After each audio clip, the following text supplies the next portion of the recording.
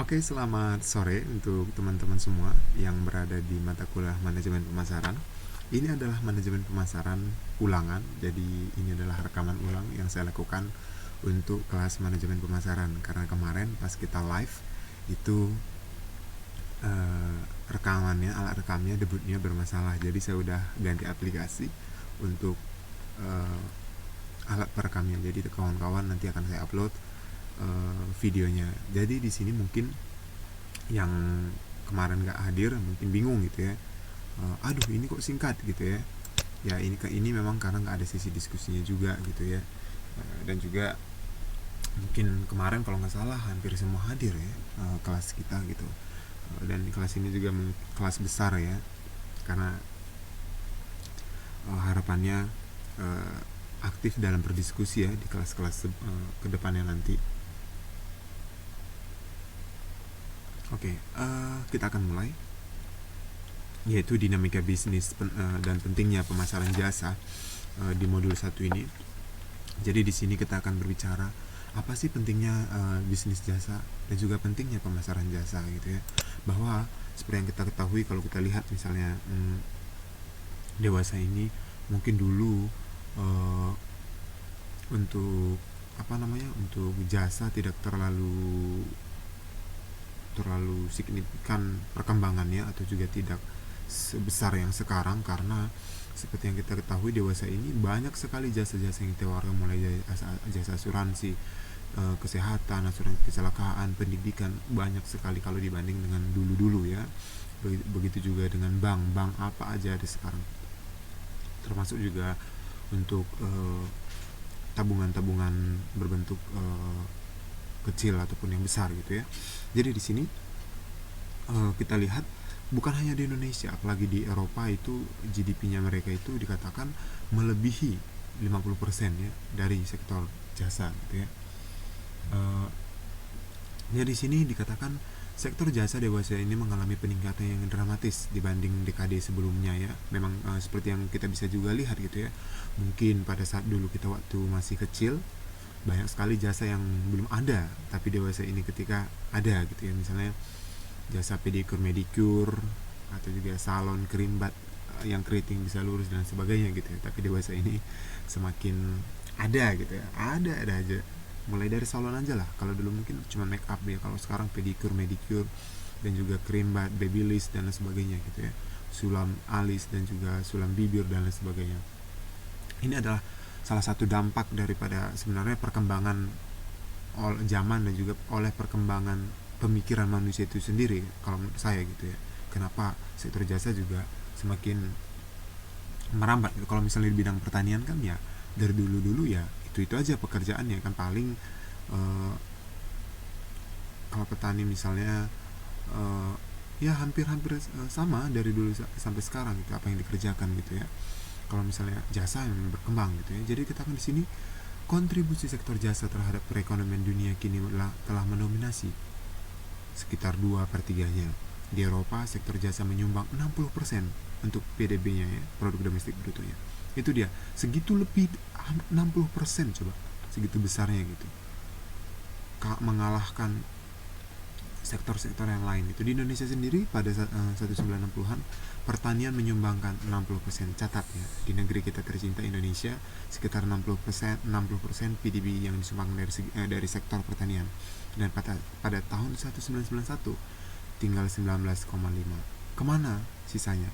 Itu ke sektor industri ya, mengalami kenaikan dari 8,4% menjadi 21,3% pada 1991. Jadi dulu mungkin orang taunya cuma bertani, taunya cuma membajak sawah dan lain sebagainya gitu ya. Tapi sekarang dengan perkembangan segalanya, mulai dari teknologi, mulai dari perkembangan manusia itu sendiri dan sebagainya, ini meningkat tajam gitu ya. Dan juga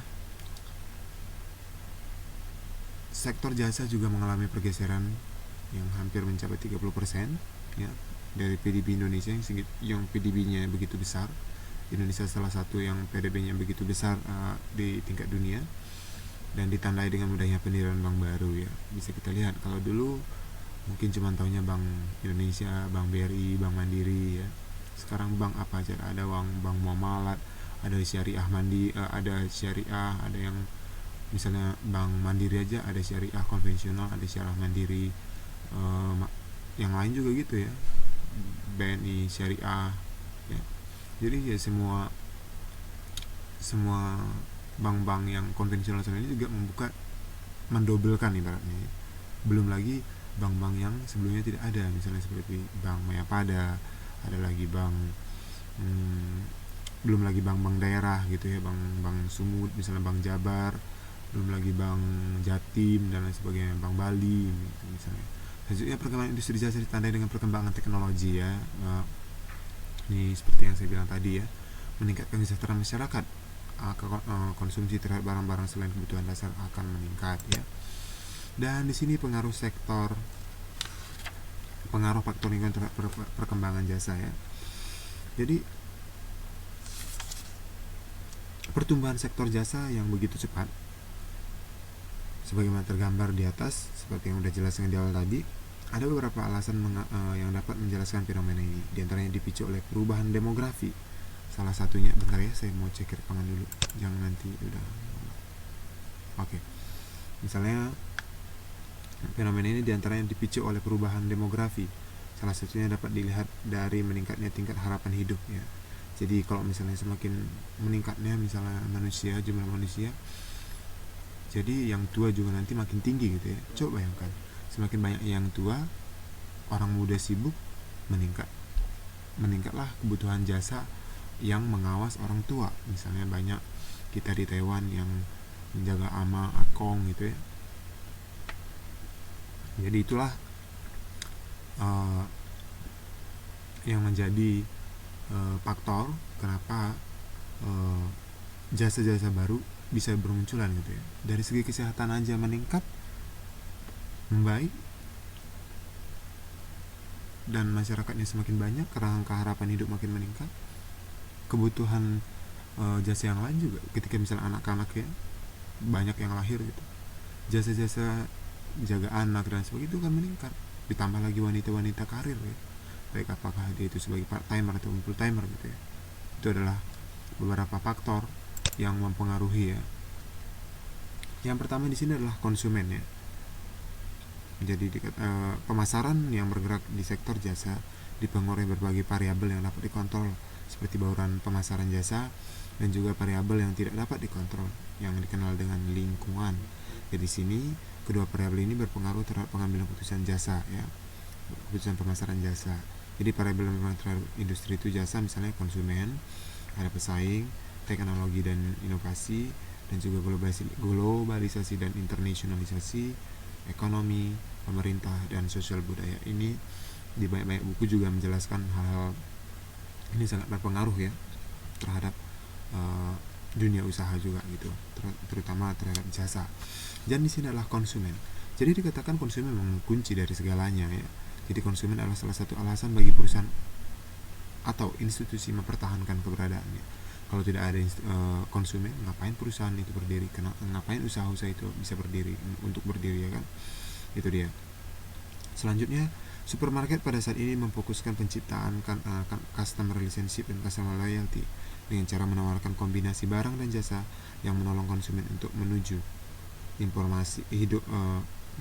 hidup yang lebih menyenangkan ya. Jadi misalnya mungkin juga beberapa makanan aja lah dulu kita lihat ya, banyak misalnya fast food, mereka sampai antar jemput, itu kan membutuhkan manusia, siapa yang memasak, siapa yang mengantarkan, siapa yang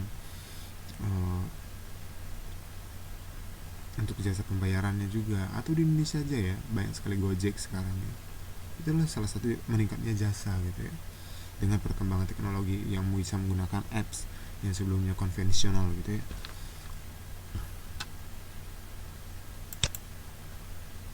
Selanjutnya adalah pesaing.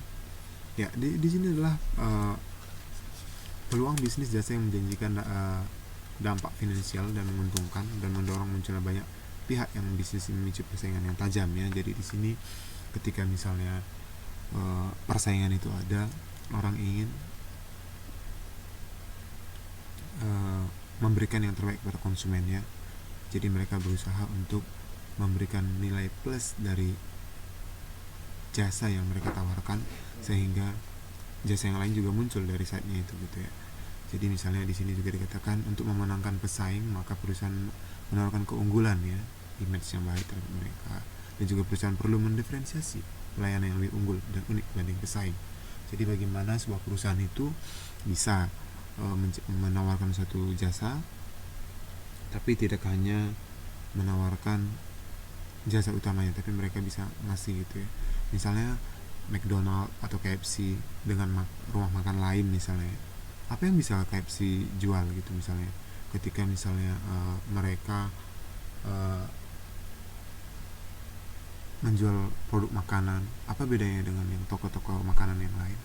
Itu bisa mereka itu antar, jadi bisa pesan online, kita tak perlu keluar, apalagi misalnya kondisi hujan yang malas mungkin keluar, atau yang kedua itu juga mungkin karena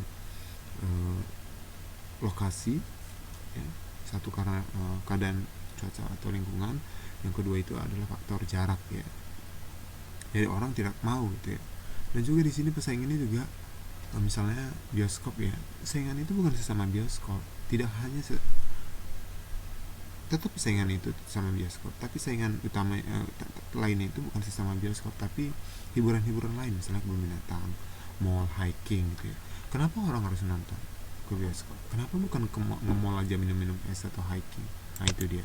Jadi bagaimana mereka harus bisa dipilih oleh konsumen itu, bagaimana mereka, cara mereka biar mereka itu dipilih oleh konsumen gitu ya.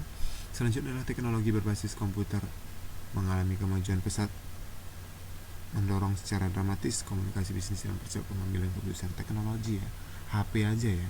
Dengan adanya HP sekarang semua itu media banyak sekali jasa-jasa yang muncul ya. Banyak sekali, tidak hanya kalau dulu mungkin telepon ya, kita mungkin cuman berpikiran kuartel dulu mungkin ya, warung telekomunikasi atau warung telepon gitu ya. Tapi sekarang ini mereka itu ya bisa bisa melakukan lebih gitu ya. Misalnya dengan dulu mungkin dengan tahunya cuma telepon pakai koin, kalau sekarang tidak lagi. Dengan adanya misalnya perkembangan teknologi, orang sudah bisa ngisi pulsa aja online, atau juga bisa pakai voucher, atau juga misalnya mesen-mesen hotel. Kalau hotel sekarang harus manual, kalah saing, harus bisa dipesan online. Tiket pesawat juga gitu coba sekarang. Hampir semua orang pesan tiket pesawat secara online. Tidak ada lagi tuh, masih ada yang manual, tapi itu kan kalah saing dengan yang bisa dipesan online gitu. Selanjutnya yang selanjutnya adalah misalnya contoh lain itu apa lagi ya, hotel, kereta api juga sekarang ya udah banyak yang bisa online, bioskop udah bisa online, terus banyak hal ya. Jadi maksudnya gitu, jadi dengan perkembangan teknologi ini ya kehidupan manusia ini memang semakin mudah dan semakin murah gitu ya. Selanjutnya globalisasi dan internasionalisasi ya, ini juga merupakan hal yang penting, karena misalnya apa itu namanya, Garuda Indonesia misalnya, mereka itu melalui globalisasi dan internasionalisasi mereka bisa mengekspansi usaha mereka. Jadi tidak hanya melayani penerbangan domestik, tapi juga ke Jepang, ke Arab ya, ke banyak negara belahan dunia, termasuk juga dulu Taiwan ya. Tapi sekarang Taiwan nggak ada lagi, nggak tahu juga kenapa ya. Kalau dulu pertama kali ke Taiwan saya masih naik Garuda Indonesia sih ya, tapi itulah dia dan juga beberapa usaha lain misalnya KFC ya, bagaimana mereka bisa dengan inovasi dan juga yang mereka punya, jadi mereka bisa berekspansi ke negara lain. Jadi ini juga bagi orang-orang yang mampu melakukan globalisasi dan internasionalisasi juga, perusahaan mereka akan lebih cepat mendapatkan untung yang lebih besar. Kenapa? Karena mereka itu bisa mendapatkan pelanggan dari banyak negara. Misalnya KFC, kalau mereka cuma di US nggak akan banyak keuntungan mereka seperti yang sekarang gitu. Tapi sekarang coba McDonald atau KFC misalnya di hampir di seluruh negara ada gitu ya, mau ke Jepang ada, Indonesia ada, Malaysia ada, Singapura ya, dan juga negara-negara yang lain gitu ya. Itu dia. Selanjutnya ada faktor ekonomi ya. Inflasi merupakan salah satu indikator penting suatu negara. Tingginya tingkat inflasi berdampak penurunan daya beli masyarakatnya. Ini benar sekali. Kalau misalnya dia beli masyarakat tidak tinggi atau daya belinya itu rendah, otomatis mereka akan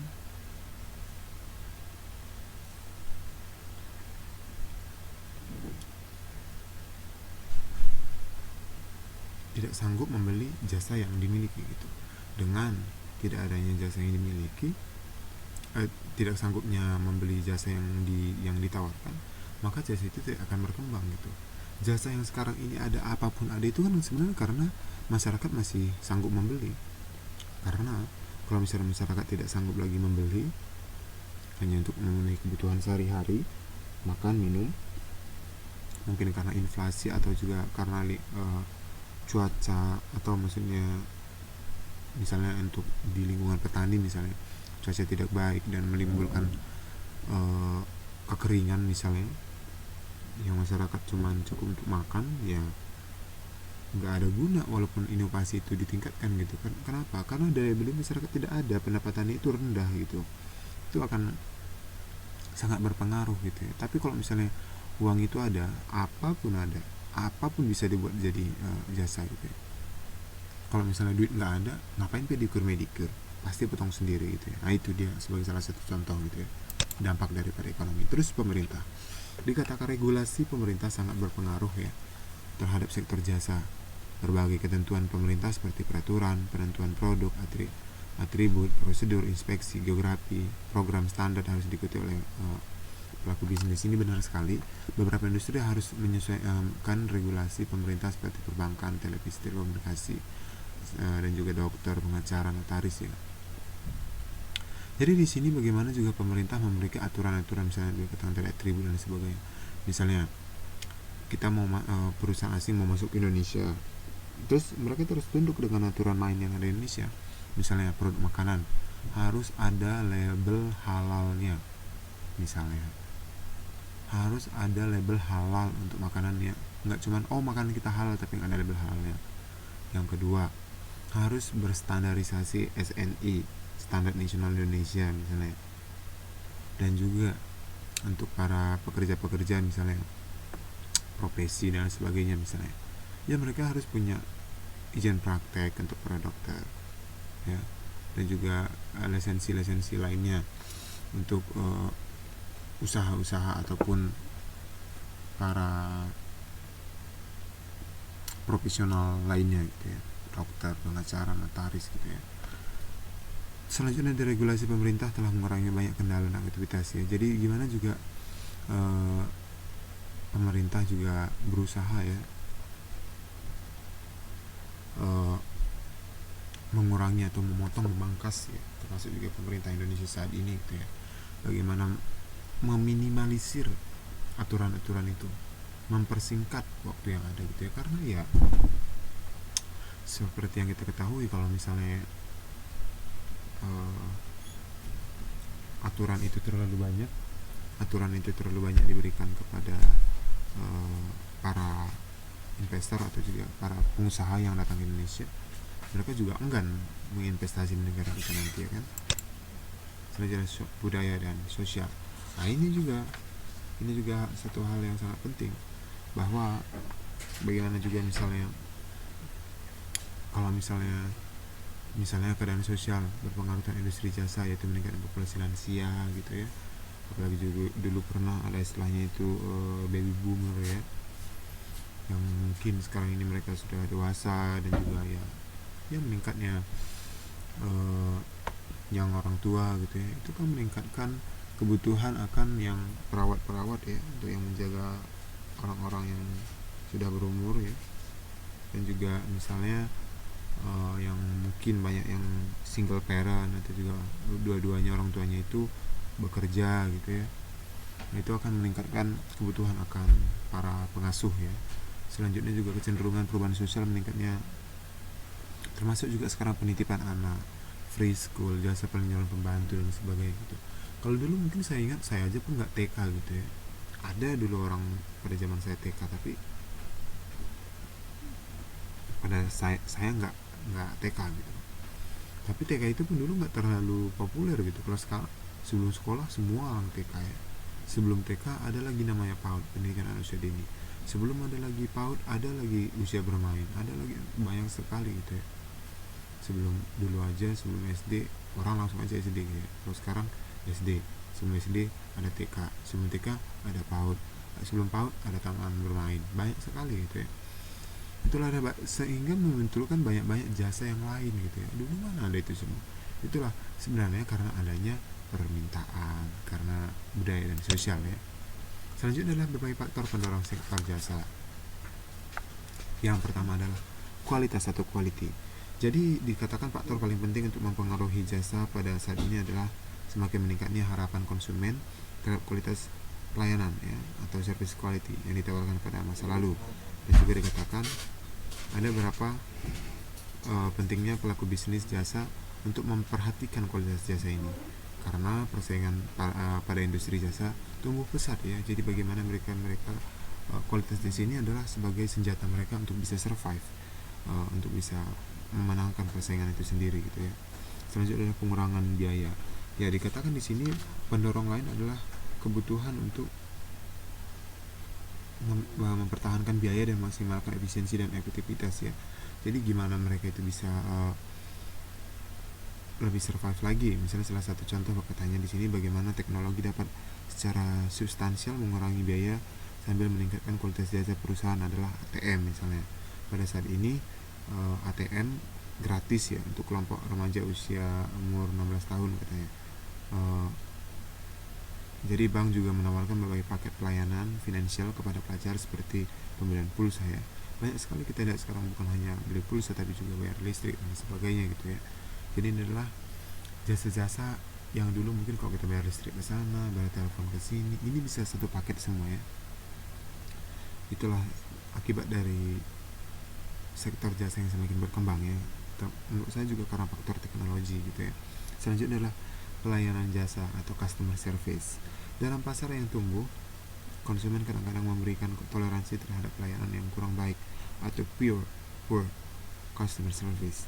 Jadi untuk mendapatkan akses terhadap jasa yang mereka cari, jadi mereka itu punya menerima jasa yang kurang baik gitu ya. Jadi inilah sebenarnya menurut saya kuncinya gitu ya, bagaimana pelayan ini, orang yang bersentuhan langsung dengan konsumen, bisa memberikan jasa ini dengan baik gitu ya. Bagaimana mereka bisa mendeliver jasa kepada konsumen gitu ya, dengan baik gitu. Selanjutnya adalah definisi baru tentang konsumen. Apa sih itu konsumen gitu ya. Jadi dikatakan salah satu perubahan positif pada sektor jasa adalah perusahaan yang mulai memperhatikan karyawan ya. Jadi sebenarnya pada sektor jasa ini adalah kunci adalah karyawan. Jadi bagaimana kalau misalnya karyawan itu sudah memiliki rasa sense of belonging terhadap atau rasa kepemilikan terhadap usaha itu sendiri, mereka pasti akan memberikan yang terbaik, memberikan usaha yang mereka punya sebaik mungkin gitu ya, untuk melayani daripada customer gitu. Jadi di sini dikatakan karyawan sebagai konsumen internal menjadi ujung tombak keberhasilan perusahaan gitu ya.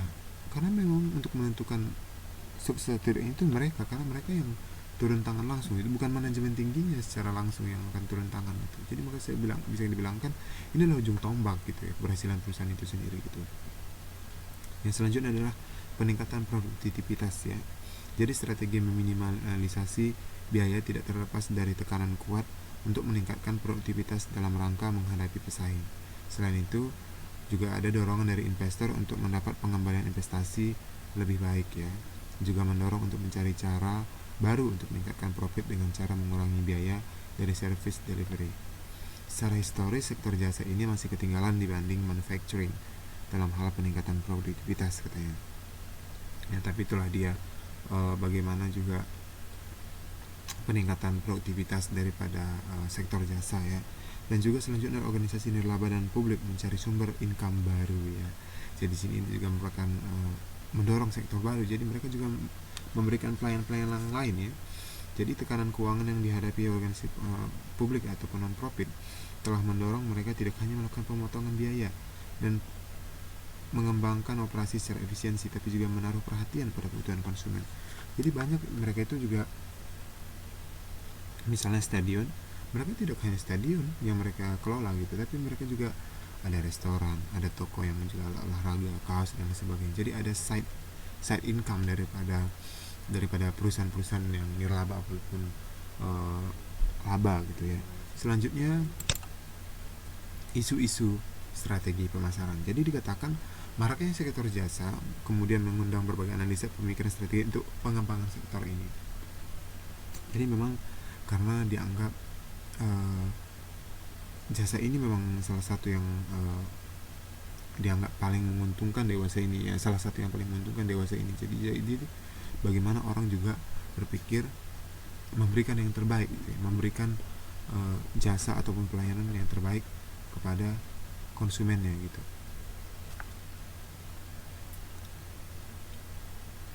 Selanjutnya, perkembangan sektor jasa mengalami masa puncaknya semenjak golongan menengah ke atas berbagai belahan dunia menunjukkan pertumbuhan yang signifikan pada beberapa dekade terakhir.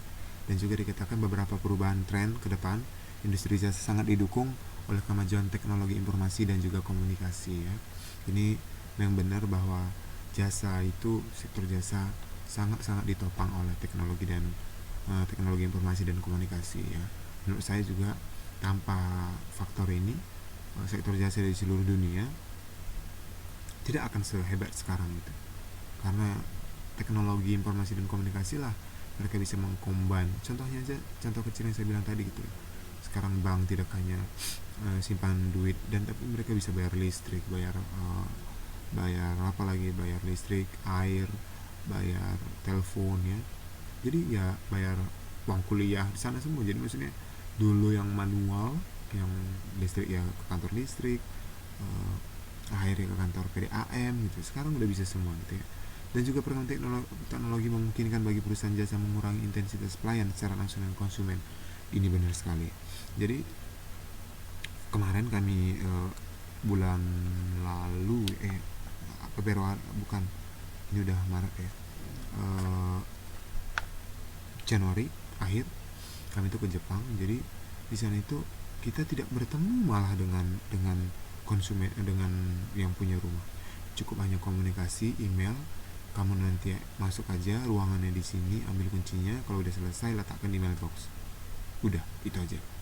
Jadi kita tuh nggak ketemu, kita transfer dan sebagainya. Itu adalah dampak daripada perkembangan teknologi informasi dan komunikasi ini tadi ya. Selanjutnya adalah definisi pemasaran jasa. Jadi dikatakan menurut Kotler pada tahun 2004 dikatakan dia mendefinisikan jasa adalah sebagai tindakan atau kegiatan yang ditawarkan oleh pihak kepada pihak lain, pada dasarnya tidak berwujud, tidak mengakibatkan kepemilikan apapun. Produksi jasa mungkin berkaitan dengan produk fisik atau tidak ya. Selanjutnya adalah sementara perusahaan yang memberikan operasi jasa adalah mereka yang memberikan konsumen produk jasa baik yang berwujud maupun tidak, seperti transportasi, hiburan, restoran, dan juga pendidikan ya. Itu adalah definisi pemasaran jasa. Jadi diingat, mungkin ini nanti bisa masuk ujian, bisa kita lihat definisinya mulai dari 1, 2, 3 ya pada modul kita. Karakteristik jasa.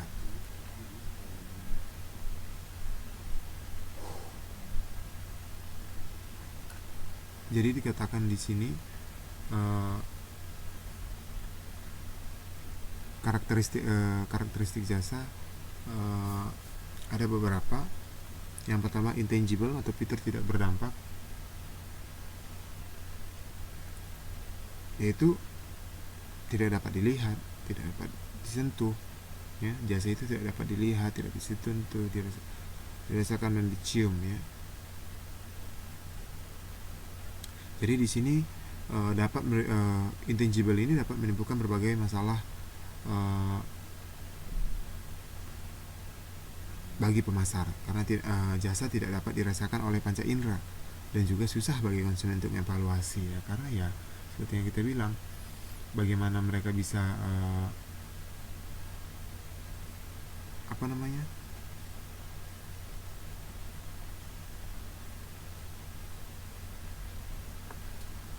mereka bisa menilai gitu, sedangkan mereka tidak lihat gitu. Oke, kalau misalnya pakaian ya, hijab dan sebagainya, mereka bisa merasakan karena bisa dilihat langsung. Tapi kalau misalnya jasa ini, banyak jasa yang tidak mereka lihat secara fisik gitu. Oh ini misalnya, oh saya ini mijatnya bagus misalnya, sebagai contoh gitu ya. Kita aja belum gimana dia melihatnya bagus gitu ya. Kalau misalnya yang mijat aja pun di ruang pijit gitu misalnya, sebagai salah satu contoh gitu ya. Atau juga oh iya pesawatnya, kalau pesawat masih mungkin ya, masih bisa kita ada foto dan masih ini gitu ya. Nah itulah dia dari jasa ini gitu ya. Misalnya asuransi lah bilang ya, ada sekarang asuransi, ada Prudential, ada apa lagi ya, ada Aksa Mandiri. Gimana kita bisa lihat coba asuransi secara fisik gitu kan, kita nggak bisa lihat secara fisik gitu. Itulah dia. Selanjutnya adalah inseparable atau tidak terpisahkan antara produk dan konsumsi ya. Jadi katakan pengalaman konsumen pada saat ini terjadi contact and short moment of the truth gitu ya, sangat berpengaruh terhadap sukses dan kegagalan penawaran jasanya. Itu dikatakan moment of truth ini biasanya direpresentasikan dalam bentuk kontak personal langsung, tetapi hal tersebut bisa dikurangi dan dengan menggunakan telepon, surat atau invoice ya. Selanjutnya juga karakter lainnya adalah mudah rusak. Jadi perishability ya, atau mudah rusak, yaitu here today gone tomorrow ya. Dikatakan ya hari ini gitu ya, tidak untuk hari esok gitu ya. Jadi katakan itulah dia. Karena produksi dan konsumsi berjalan simultan, jasa mempunyai karakteristik perishability, yang artinya kapasitas jasa tidak digunakan pada waktu yang tidak dapat disimpan atau dipakai pada masa yang akan datang gitu ya. Jadi untuk jasa ini ya untuk hari ini tidak bisa, oh bisa nggak pijit sehari ini biar besok jangan capek ya, gitu maksudnya. Ini tidak bisa gitu ya. Atau juga misalnya contoh-contoh yang lainnya. Selanjutnya adalah heterogeneity atau bervariasi, the need for quality insurance. Jadi di sini dikatakan kebanyakan jasa atau base, hal ini menyebabkan heterogenitas atau variasi dalam kualitas ya. Hal ini disebabkan karena perilaku manusia yang berbeda-beda, sehingga sangat sulit bagi penyedia jasa untuk selalu menawarkan jasa secara konsisten ya. Variasi dari kualitas jasa dapat terjadi karena 4 hal berbeda, yaitu dari satu orang ke orang lain. Dan juga dikatakan heterogenitas karena kesulitan menstandarisasi jasa dapat menjadikan cara bagi pemasar jasa untuk menyesuaikan atau customize penawaran dengan kebutuhan spesifik konsumen ya. Dan juga client based relationship ini adalah sangat penting, karena keberhasilan jasa sangat tergantung pada penciptaan dan memelihara hubungan dengan klien. Apapun itu ceritanya, kalau misalnya dengan klien yang tidak baik, tidak akan sukses gitu ya. Jadi bisa kita bilang kan klien itu adalah raja, konsumen itu adalah bos, customer is boss gitu ya. Selanjutnya adalah kontak kepada konsumen atau customer contact ya. Jadi di sini dikatakan bisnis jasa ditandai dengan adanya interaksi antara penyedia jasa dan konsumen, baik yang kontak intensif atau high contact maupun kontak yang rendah atau low contact ya. Jadi misalnya ATM itu kan yang low ya kan, dan contoh-contoh yang lainnya apakah dia itu yang bisa kita langsung secara bertatapan gitu ya. Selanjutnya adalah klasifikasi jasa ya. Jadi di sini dikatakan produk jasa bagaimanapun juga tidak ada benar atau salah, benar-benar sama satu sama lainnya. Ini benar sekali. Walaupun asuransi sama-sama asuransi kesehatan, pasti ada bedanya. Mengklasifikasikan produk atau jasa. Pertama, didasarkan atas tingkat kontak konsumen dengan pemberi jasa sebagai bagian dari sistem saat jasa tersebut dihasilkan. Dan yang kedua, jasa juga bisa diklasifikasikan berdasarkan kesamaannya dengan operasi manufacture. Ini menurut Griffin ya. Itu dia. Jadi katanya, berdasarkan tingkat kontak konsumen, jasa dapat dibedakan menjadi dua, yaitu high contact. Untuk menerima jasa, konsumen harus menjadi bagian dari sistem. Sedang kalau contact adalah konsumen tidak perlu menjadi bagian dari sistem untuk menerima jasa. Seperti pada jasa reparasi mobil, jasa perbankan, konsumen tidak harus dalam kontak pada saat mobil yang rusak diperbaiki oleh teknisi bengkel gitu ya. Cara lain yang untuk mengklasifikasi jasa yaitu di sini dikatakan ada 3, yaitu ada pure service, quasi manufacturing service, dan juga mixed service. Apa sih itu pure service? Ini merupakan jasa yang tergolong high contact dengan tanpa persediaan. Dengan kata lain, benar-benar sangat berbeda dengan manufacture. Jasa tukang cukur dan ahli bedah misalnya memberikan perlakuan khusus atau unik memberikan jasa pada saat konsumen ada. Sebaliknya, yaitu untuk quasi manufacturing service, dalam hal ini mirip dengan manufacture, yaitu sebabnya terjadi sangat low contact dan juga konsumen tidak harus menjadi bagian dari proses jasa itu sendiri. Terus apa itu mixed service? Mixed service adalah gabungan dari tingkat kedua, yaitu kelompok jasa dengan tingkat kontak menengah atau moderate construct, menggabungkan beberapa fitur sifat pure service dan juga quasi manufacturing service gitu. Jadi termasuk dalam jasa kelompok ini adalah jasa bengkel, toko drying, cleaning, jasa ambulans, dan juga pemadam kebakaran ya. Itu adalah contoh-contohnya. Tolong dihafal jadi mungkin pada saat ujian ini bisa keluar gitu ya. Oke, itu dia. Terima kasih. Dengan berakhirnya slide ini, berakhir juga lah pertemuan kita sore hari ini, dan semoga Mbak dan Masnya juga tetap semangat dalam menjalani perkuliahan, dan sampai jumpa di meeting-meeting selanjutnya. Selamat sore dan sampai jumpa. Terima kasih.